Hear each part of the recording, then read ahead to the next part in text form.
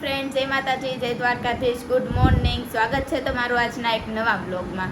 તો જો અમે બધા જાગી ગયા છે. જો મારા મમ્મી વયા ગયા છે ખાતે અને આપણે નાસ્તો કરવાનો બાકી છે. તો ચાલો આપણે નાસ્તો કરી નાખીએ અને બધું કામ ને એવું બધું કરી નાખીએ અને પછી આપણે મળીએ. ફ્રેન્ડ, તો જો ફાઇનલી કામ કરીને ફ્રી થઈ ગઈ છું અને જો મારા મામાનો છોકરો રમવા આવી ગયો છે.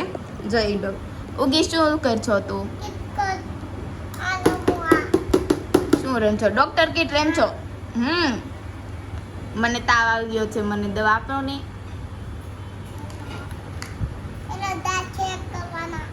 દાંત મારા નથી બગડા, મને તાવ આવી ગયો છે.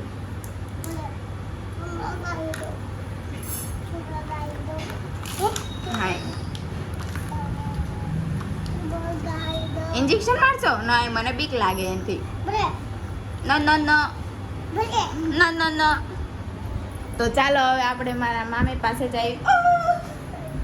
મારા મામી પાસે જાવી, એ પણ આવ્યા છે, જમવાનું છે. તો ચાલો એને પૂછે કે શું બનાવ્યું છે. શું બનાવ્યું મામી? સિમ્પલ મેન્યુમાં છે શાક રોટલી અને ખીચડી. ઓકે, તો જો બની પણ ગયું છે અને મારા મમ્મી ગયા છે ખાતે. હવે એ આવે એટલે જમવા બેસી જાય.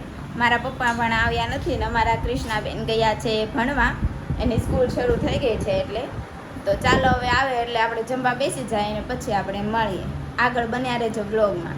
તો જો ફાઇનલી જમવા બેસી ગયા છે અને બધું રસોઈ પણ થઈ ગઈ છે. જો બધા બેસી ગયા છે જમવા. જો ઉગી, તો ઉગી પણ જમવા બેસી ગયો છે. તું શું ખાશો? કેટલી ખાશો? ઓકે, તો ચાલો આપણે જમી લઈએ ને તમે લોકો પણ બધા જમી લો. આગળ બન્યા રહેજો બ્લોગમાં.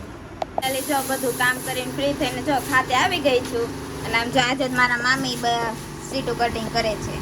જો અને જો બીજા બધા કારીગર સાડીઓ બનાવે છે. જો ચાવાળા બેને કોટો ચડાવી લીધો છે એટલે જો. તો ચાલો આપણે પણ સીટું કટિંગ કરી નાખીએ પછી આપણે મળીએ.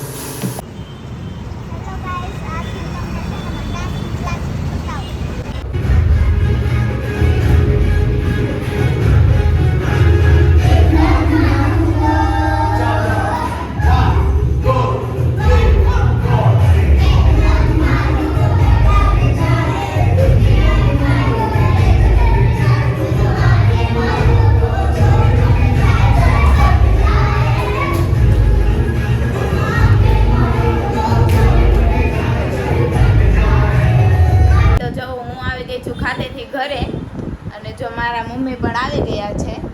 તો ચાલો હવે આપણે રસોઈ બનાવવાની છે. તો ચાલો મારા મમ્મીને પૂછીએ કે શું રસોઈ બનાવવાની છે. શું બનાવવાનું છે મમ્મી? આજે રસોઈમાં તો તું ભાખરી અને ગાંઠિયાનું શાક તું બનાવી નાખ. ચાલ. કેમ કે આજે ભાખરી ગાંઠિયાનું શાક જ, કેમ કે મારા મમ્મીને એ લોકો જવાના છે આજે ગામડે. જવાનું છે. કોણ કોણ જવાનું? હું અને તારા પપ્પા અને આપણી નાની દીદી ઈશુબેન. ઓકે, મને નથી લઈ જતા, એ ત્રણ જ જાય છે. તો ચાલો આપણે હવે રસોઈ બનાવી નાખીએ પછી આપણે મળીએ. કેમ કે આજે એમનો 9 વાગ્યાનો સમય છે. તો ચાલો આપણે રસોઈ બનાવી નાખીએ ફટાફટ. ચલો ફ્રેન્ડ, તો આજે તો જો હું વિડીયો ઉતારું છું અને મારા પ્રથાબેન બનાવે છે રસોઈ. તો મારે આજે જવાનું છે ગામડે એટલે પ્રથાબેન રસોઈ બનાવવા મળ્યા છે અને ચાલો તમને કેવી રસોઈ બનાવે છે એ હું તમને બતાવું.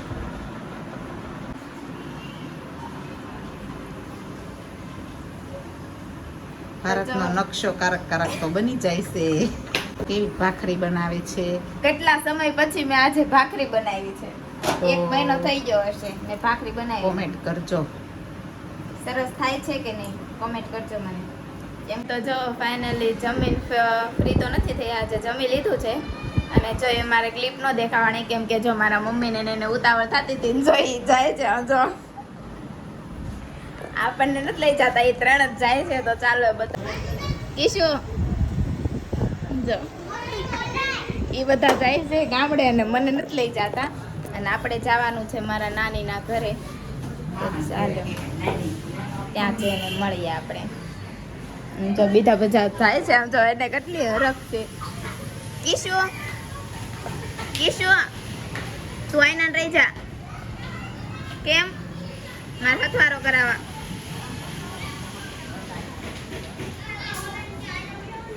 મામાના ઘરે જઈને મળીએ. સુઈ જાશું. તો જય માતાજી, જય દ્વારકાધીશ, ગુડ નાઇટ. હવે મળશું આપણે બીજા બ્લોગમાં. ત્યાં સુધી લાઇક, શેર અને સબસ્ક્રાઈબ કરવાનું ભૂલતા નહીં.